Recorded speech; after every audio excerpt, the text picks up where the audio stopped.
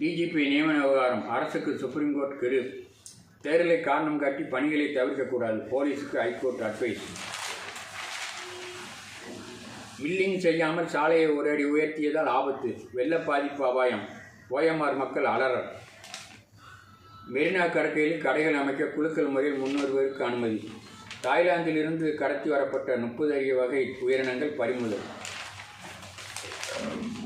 Thailand சுற்றுலா மோசடி ரூபாய் 8 லட்சம் சுட்டியவர் கைது. சரக்கு ரயிலில் தீ விபத்து கரம்பத்தூர். மாணவர் மீது தாக்குதல் கோயம்பேடு. இலவச கண்புரை அறுவை சிகிச்சை தேர்வு முகாம்.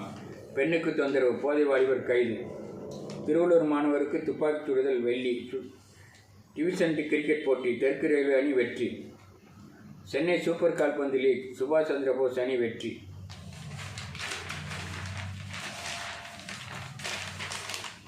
சென்னையில் 33,000 நாய்களுக்கு இன்னும் தடுப்பூசி போடவில்லை. கோயம்பேட்டில் நள்ளிரவு பசிற்கு தீ வைத்த மர்ம நபர் கைது. விஷம் கலந்த கேக் சாப்பிட்ட மனைவியும் உயிரிழப்பு. அடையாற்றில் குதித்த தபால் ஊழியர் மாயம். வியாபாரியிடம் வழிப்பறி. 20க்கு வலை. குறுக்குப்பட்ட மேம்பாலத்தை திறந்து வைத்தார் முதல்வர். ஸ்கேட்டிங் போட்டியில் விசிலடிக்க சொன்ன அமைச்சரால் கலகலம். வீட்டிற்குள் தவித்த வயதான தம்பதி போராடி மீட்ட தீயணைப்பு வீரர்கள். புதுதில்லி வடபழனி தடத்தில் மெட்ரோ. பூந்தமல்லி வடபழனி தடத்தில் மெட்ரோ இயக்கம் தள்ளி வைப்பு. வரதட்சணை கொடுமையால் பெண் போலீஸ் கொலை.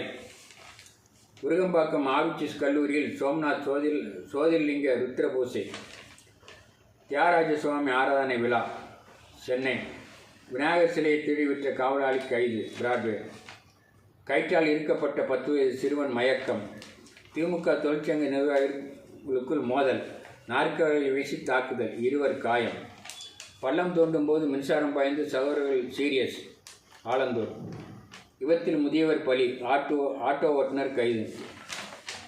10 ஆண்டு தண்ணி காட்டியவர் கைது கார் திருட்டில். போலீஸ்காரர் தற்கொலை முயற்சி. சென்னை புதுப்பேட்டை. விருகையில் சமூக ஆர்வலர் மீது தாக்குதல். விருகம்பாக்கம் ஆற்றில் கிடந்த சிலைகள். கருட சேவை உற்சவம். டிநகர் பத்மாவதி தாயார் கோவிலில் வேல்ஸ் பிலிம் நிறுவனத்திடம் மோசடி செய்த நபர் மீண்டும் கைது.